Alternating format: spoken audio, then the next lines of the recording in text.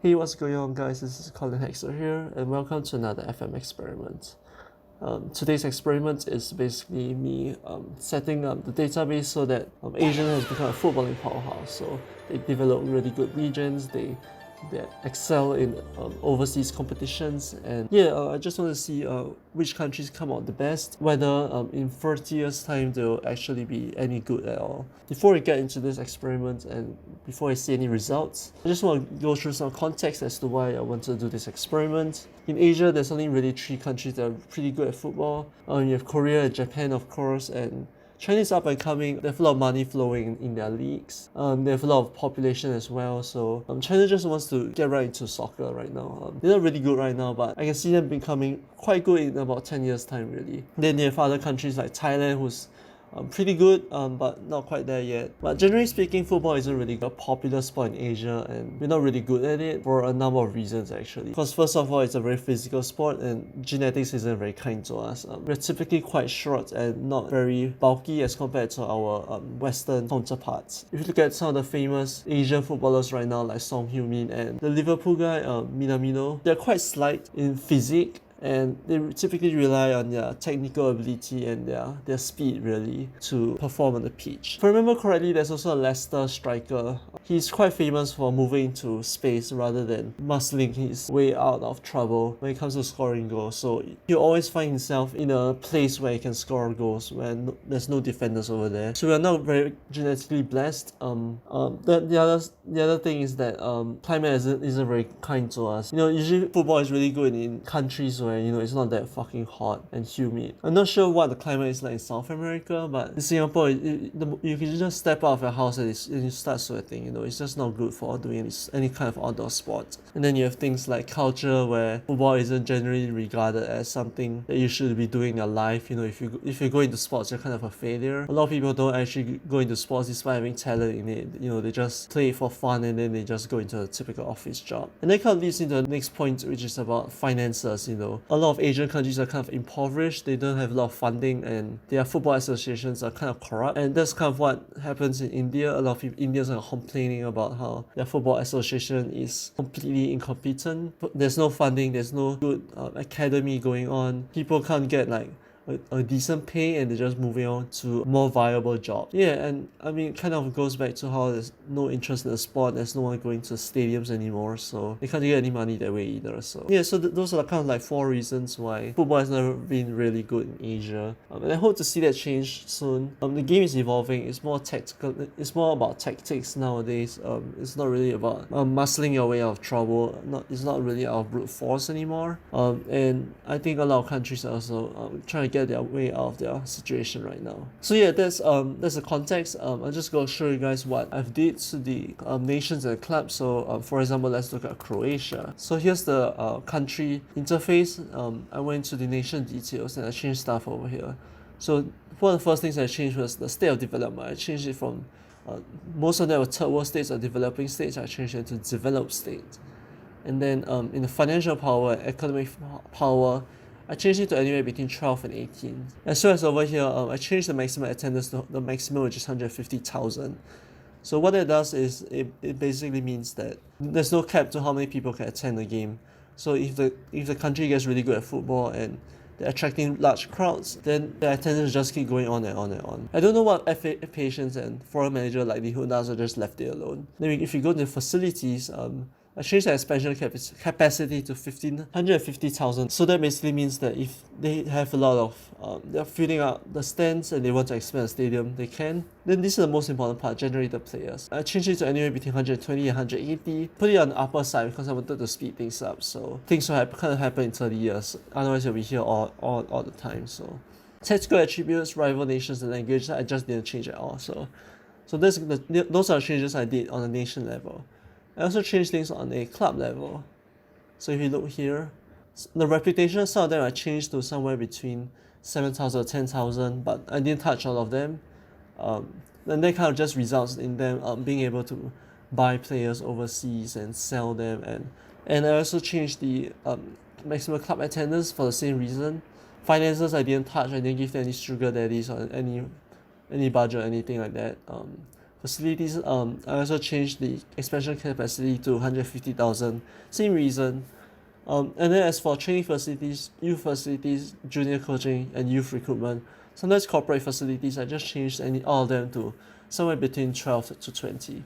That's kind of a random factor around. I didn't want to just make it all 20s. I didn't make it too overpowered, and also because I kind of want to see whether they'll just kind of improve themselves over time.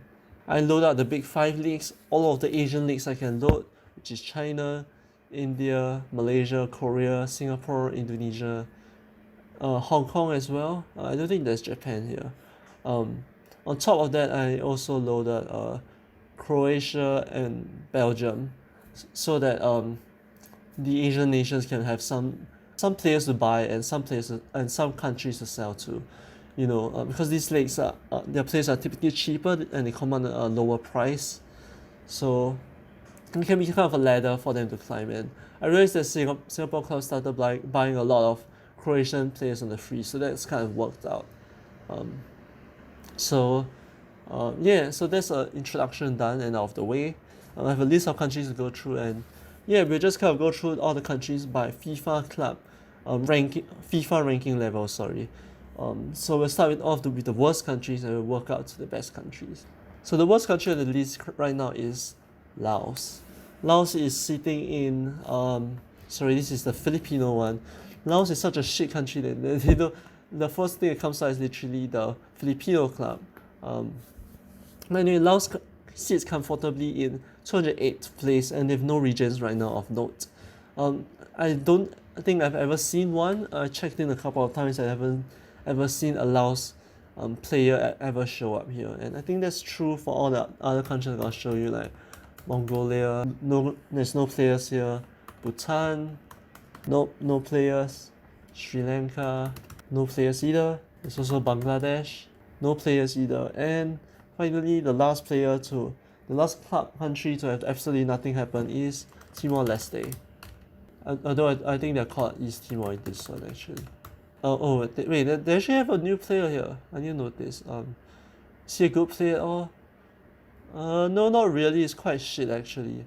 He's only earning $1 per week, but he's 16 years old. He might get better. I'm not sure.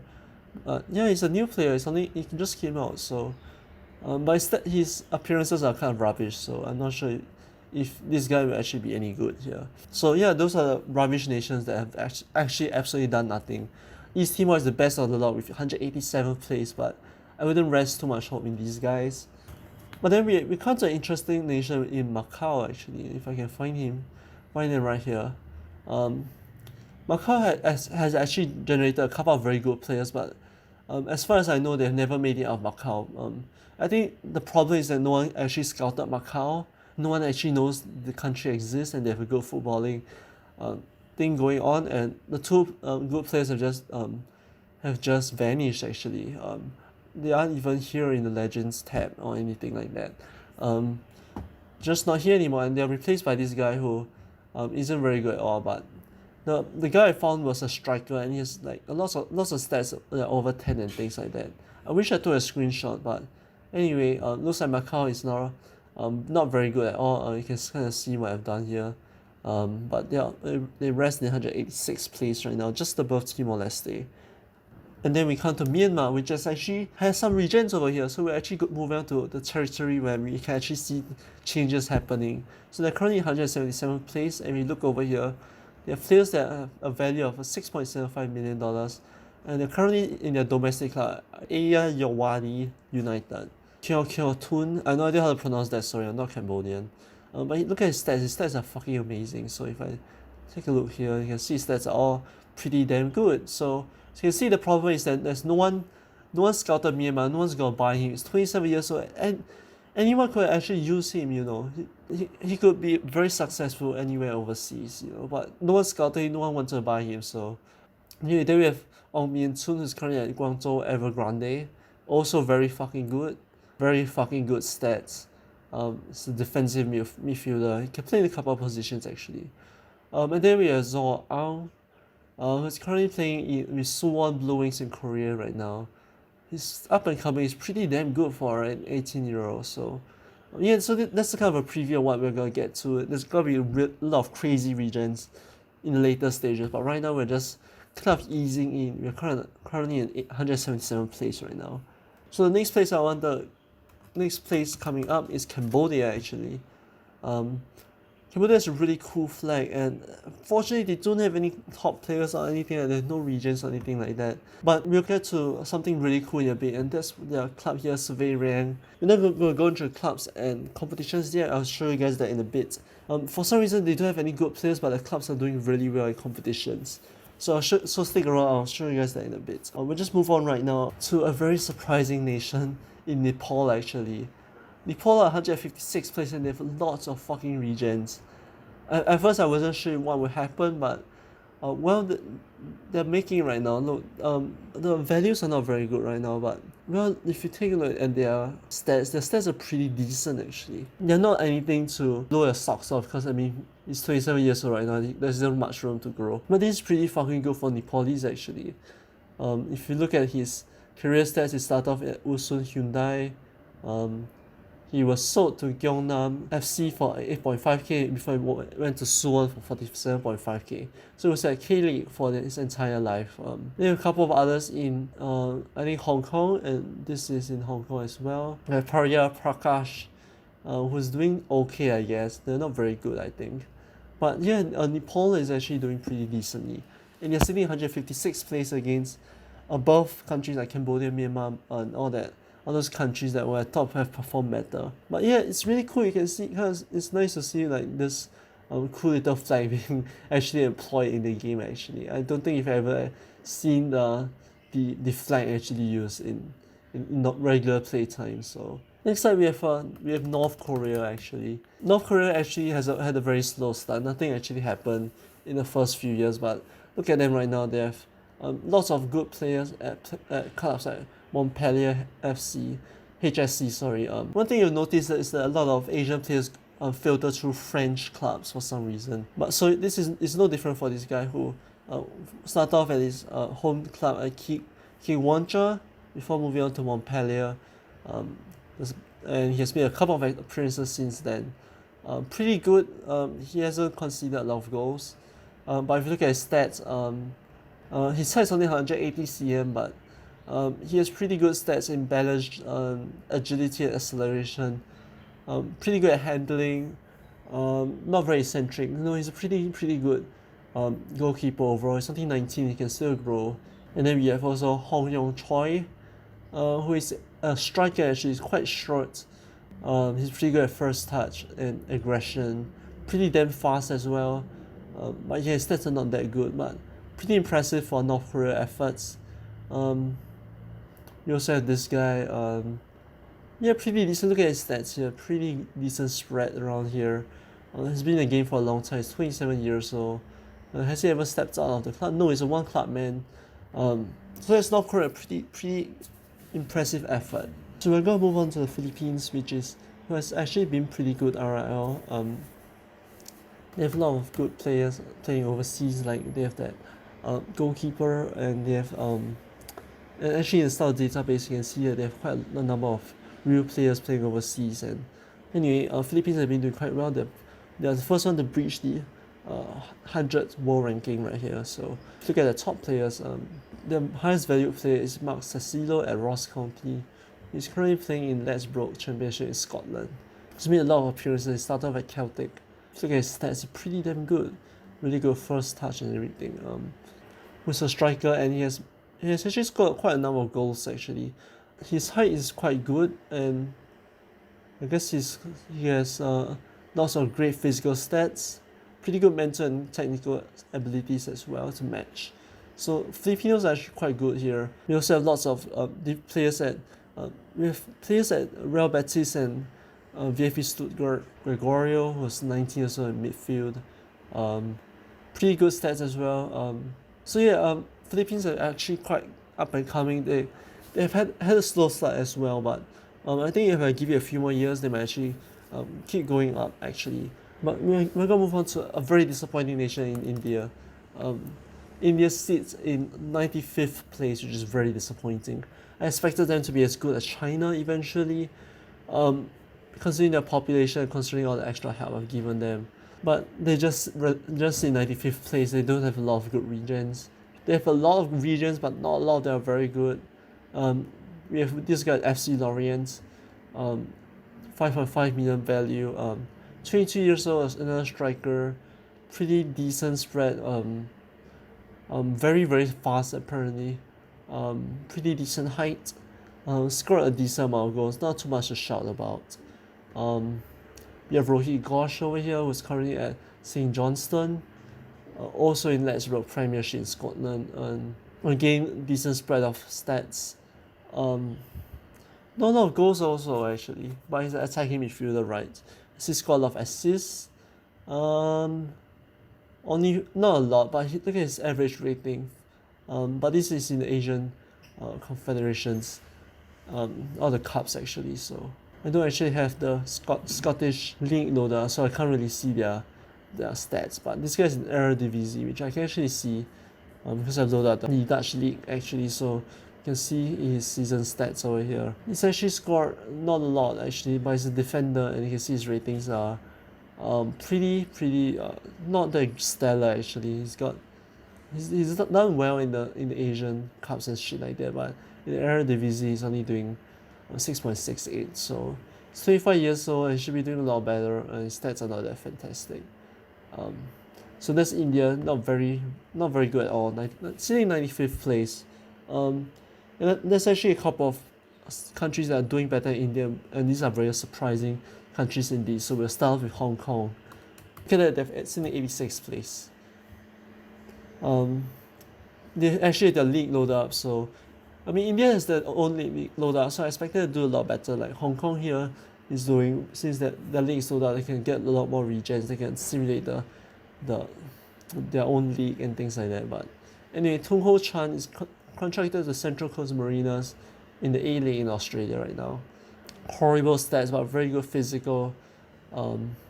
He's quite fast actually. I can't see his stats for the A League, so we have this guy at Damek. Oh, there's Saudi Arabia right now. So Chun Sang, 26-year-old, pretty awful stats as well. So not a lot of good regions actually. Their value isn't even that great. None of them broke the million mark. But congrats on getting to 86 million. Actually, 86th place. Sorry, I have no idea how the ranking works, but I'm just gonna trust in it, you know. And then we come to a country called Vietnam. I'm not quite sure what the footballing culture in Vietnam is like, but holy shit, we're actually starting to see some very exciting numbers over here. Like $44 million, he's contracted to Sheffield United, and he's wanted by Milan for a transfer. We have Duc Thuong Nguyen, who has very good stats. Very good stats. If you look at his season stats, he's got 7.13 Premier League, 6.60 Carabao. Not very good, but he's doing amazing. He's 28 years old right now. He's valued at $44 million. Lots of great stats. If you look at his career stats, Lyon released him on the free to SC Faranis in Portugal. He was on loan to Faranis in Portugal to Kazan on loan before moving on the free to Lorient, and eventually reaching Sheffield United at $30 million. So lots of bad deals all around. But then we have Van Luan, who's currently at SSV Mainz. Very good stats all around. Doing very well in the Bundesliga. 6.92 and 8.15. Quite disappointed in the amount of appearances actually that he has made. If you take a look at his total appearances, he was at Sparta Praha for quite a bit actually. So I guess he started at Sparta. So it's quite curious to see where they end up actually. So do they actually have affiliation with a Vietnamese club? Not at all. So I'm not quite sure how he ended up there. But he moved to SFV means $11.5 million, which is not a bad amount at all actually. Got quite a number of assists and goals actually. So it's quite a good player. And we're going to just check out this guy at Everton. Very good as well. 21 years old. Still had lots of room to improve. He's really started 15 games for them. Started in Croatia, I think. On the Czech as well, Slovan Liberec. So a lot of Viets end up in Czech Republic for some reason. Look at his season stats. Not very good at all. But he has room to improve. Quite currently valued at 16.25 million. And look at that, 7 million, 2.2 million. You know, people are quite they value the Vietnamese players quite highly. So they quite deserve their place in 85th place right now, 80th place, sorry. But we're gonna move on swiftly to the next one, Brunei. Brunei is, I never rated Brunei at all, but they're sitting 79th place, just one above Vietnam, and they're doing quite well actually. Their best player is this GK, which I've tried for a little bit actually. He started off at GPM in Singapore, which is a Brunei club actually. Then he moved up to UPenn in Belgium, Porto for $25 million, and he has made quite a number of appearances as well, before going to Valencia for $49.5 million, and made a lot of appearances at the same time. So he's a legit journeyman actually. He's not just moving to clubs, failing there and then moving on again. He's actually being his services are coveted quite a lot, and he just kept moving on. Now he's at Saudi Arabia for $60 million. And yeah, he's just having fun over there. He has pretty good stats. He's appeared more times than he's conceded, so he's a very, very good keeper. You can look at his stats here. 186 centimeters tall. Not sure what that is in freedom units, but anyway. We also have this guy called Mohammad Nur Mokhtar, who's currently at Red Bull Salzburg. Started off at his home club, I think. Kasuka? No, that's Japanese. Oh no, that is Brunei actually. That sounds like a Japanese club, but it's been around a lot. Went to SC Tokyo for $1.7 million, then to China, loaned to Israel, then to Greece, then to Austria. So he's been around a lot as well. Stats are pretty okay, I guess. And his stats are pretty decent. And actually, if you look at that, they have a lot of regions actually. A lot of them are pretty good value. So Brunei has actually been doing very well. Then we get to Thailand. Thailand is actually a very, very good footballing nation actually. If you look at the start of the game, they actually have a lot of good players playing overseas, and they've generally been very good at their feet. Their version of wrestling or boxing or whatever you want to call it, Muay Thai is actually very focused on the kick. So I would expect them to be very adept at their feet. And if you look at this here, they're doing very well. They have lots of players at top class like Stuka, Galatasaray, Sheffield United, Krasnodar, Spartak Moscow, and Orlando City. So their highest rated player, $25 million, is playing at Stuka at 32 years old, lots of great stats. I think he's been around for a long time. Started off his home club, moved to Royal Antwerp for $505k, and then moved to Hoffenheim for $21.5 million before going to Stuka on a free. For some reason, his contract ran down. Chirapat in Charon is currently an attacking midfielder or a striker. He's got a decent amount of goals. Played very well in the Europa League, not so much in the Bundesliga. Pretty good spread of stats. Very short though, so not gonna win a lot of haters. So he's doing pretty damn well. We also have Wachara Sukoki, who's currently at Sheffield United. Pretty good spread of stats. He's a defender. He's been around as well. He started off in Germany, so tourism ties are very good. Starts off in Germany, so you can see all these really weird quirks happening right now. The Vietnamese starts in Czech, but the Thai start in Germany. So started at Borussia Mönchengladbach before moving on to Dresden on loan, then to Eintracht for $12 million, Wolfsburg for a bit more than that, ending at Leipzig, and he hasn't really succeeded. He hasn't a lot of appearances, really struggled to put together any sort of performances for the big German side, and eventually moved to Sheffield. Sheffield is currently in the Premier League still, with players like, let's take a look at one more in Watana Tiranajastranon.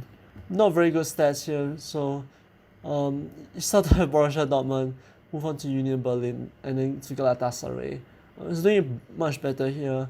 It's a much better match because he's really struggling at Union Berlin, as you can see. So I just want to take a look at a couple more, just to see whether they all start off at Germany. This guy did not start at Germany. This guy started in Korea actually. That's kind of interesting. This guy started in Sweden actually. That's kind of interesting. Still at Sweden. This guy started in Sweden as well. So it's quite interesting actually. So we'll just move on to the next country. This is my home country actually, Singapore. Ladies and gentlemen, Singapore is actually doing very well actually. They're the 4th best club the fourth best country in this lot right now. They're currently 58th place. They have a lot of good players everywhere. Their best player is currently at Torino is Haziq Mohammed. He's a striker, 23 years old, very good spread of stats, very good off the ball, very good finishing at first touch and everything. Scored quite a decent amount of goals, 56 goals. Hasn't scored a lot for the Italian sides actually. He's been at Sampdoria, he's played a lot of matches. Scored a decent amount of goals and a decent amount of assists, but kind of struggling in Torino right now. 4 goals, 2 assists. Pretty decent average rating though, 6.93.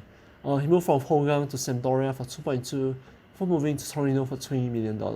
I have the S League loadout, so I guess that's why they all start off at in Singapore actually. They moved to CAS Japan for free, before moving to Lazio 8.25 after spending a lot of years in Belgium actually. They move on to France in $3 million and then back to Belgium in $22 million. So Belgium is a place where he wants to be, I guess. He's played very well in Belgium, not so much at Lazio. 5.30 only appeared once, considered foreign and was just kicked out, I guess. He played a lot of matches here, I guess, and he kind of did pretty decently, but I guess in the new season he just played so badly, they just offloaded him to Auxerre. Not very good stats either, and yeah, I guess. Look at his goalkeeping stats. He's conceded a lot of fucking goals. He's quite tall actually, pretty good stats, but it's getting on with the age, I guess. We also have another goalkeeper here, we're just stacked with 4 goalkeepers. 25 years old, kind of decent height, pretty decent stats. Currently at Ajax Amsterdam right now. Been around in Netherlands, considered quite a lot of goals actually, but doing well in Eredivisie right now. Take a look at his career stats. Average rating pretty decent. Appeared quite a number of times, though not as much as I'm sure he would have liked. I think he's a backup keeper or something like that. Stats aren't pretty good at all actually. Look at this disastrous form for him. Yeah, so we have a lot of decent regions actually. What I'm sure Singaporeans would not like to know is that Malaysia is actually one up above them. They're actually better than Singapore. They've got a lot of good players actually, even though for some reason it's not showing up. The highest valued player is currently in Austria at Red Bull Salzburg. Not very good stats, but he's experienced centre back. He's 31 years old. He started off in Malaysia, moved to Belgium, Salzburg, and then yeah, he's currently there right now. Very good stats overall. Not a lot to talk about actually. Like, there's a lot of interesting regions and all. We have Mo Faisal Samad playing at Cadiz CF in La Liga. Pretty decent spread of stats, nothing to talk about. Did awful in La Liga Santander. Pretty decent in the cup games, I guess, against the lower league sides and the lower tier sides actually. So I guess it's not that good at all. But for some reason they're actually better than Singapore by quite a number of points actually. So that's enough matter. We're just going to move on to the top 2 countries, and they're doing extremely well. They're beating top sides in Europe, in South America. They're almost near the very top actually. So take a look at Indonesia. I'm very excited to show this to you guys, if I can spell it correctly. Indonesia. 26th place, guys, holy shit. Take a look at the top players. Some of them is actually retired. There was a lot, some at Barcelona and things like that, but they've all retired, I guess. Take a look at this guy on loan for Ajax. Very good stats actually. At 21 years old, sorry, he made 100 appearances and scored 34 goals. Moved to Ajax early on in his life. It's not Hinren Vien. He has pretty good ratings overall, and I think he might be moved to a bigger club in time. Then Dodi Vijaya, he's currently in Belgium right now. He's doing really well. He's a midfielder, pretty good spread of stats. Doing well in the Champions League and the Europa League. Take a look at career stats, both on the free as well. This is not very good at deals really. And then moved to Currency Gang most recently for $16.25 million, which is a lot of money if you talk about Indonesian players. Then you have Dwi Bagus, who's really bagus actually. He's also went to Ajax, was just sweeping all these Indonesian guys, and then went on loan to 20 before moving on to Utrecht in Holland still. So a lot of them are just playing in Holland right now. Pretty decent spread of stats. but AS is just using it all in the loan army actually. Guys in Standard Liège, Saint Etienne, Charleroi, and Man United, which is something I wanted to take a look at actually. It's made 4 appearances and considered 2, which is not too bad. He's been around actually. He started off at Eredivisie as well, broke into the Bundesliga, did really poorly, but impressed Man United enough to splurge 16.25 million on him, and I guess he's their backup now. He's a player of 4 times, considered twice. Average rating of 6.8, which is pretty damn good. So Indonesia doing fucking well, but of course, who is doing better? And that's China, of course. China has always been good in the games. They've always provided decent regions and just a bit of a buff. They're just running rampant. You can look at the top players: Chelsea, Manchester United, Arsenal, Liverpool, Marseille, Everton, Milan, Watford, Benfica, 2 of them, Auxerre, Tottenham. Look at the values as well. We got started with Dong Changzhi, who's an elite striker. Look at his stats, almost all of them are green. Scored fantastic amount of goals. His rating is always above 7.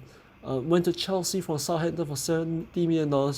Profit of over $69.5 million. DL Pro really let themselves down right here. Then we also have Zhang Yuan, legendary midfielder, been around for a long time, 445 appearances, been regular at Manchester United for 300 games, scored a fantastic amount of goals, basically a De Bruyne replacement, I guess.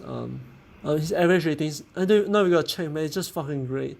We also have Zhang Yang, who's also at Arsenal, is a legendary centre back. It's also made 262 appearances, so these players are just regulars at Premier League right now. Everyone's used to seeing them, and they're used to seeing each other as well. Liu Yichen as well. Actually, he's a fresh face actually. He's been at AS for a while and then moved on to Liverpool. Just recently actually, he's made 22 appearances and scored 1. He moved there for $60 million, so. It's kind of been hanging out in AS, doing lots of great stuff there. But yeah, I guess these are. We're moving on to slightly worse players right now, like Wei Shi, who's a winger. 22 years, lots of improvements, lots of room to improve. Moved from Guangzhou Evergrande to Amiens for 5.75, then to Marseille for 7.25, doing really well there. So expect to see him picked up by a bigger club soon enough. Actually, I haven't seen Paris Saint-Germain in all this time at all, so it's kind of interesting. I expected more of them to play as Paris or I'll get poached by them, but apparently not. We have Liu Jian here.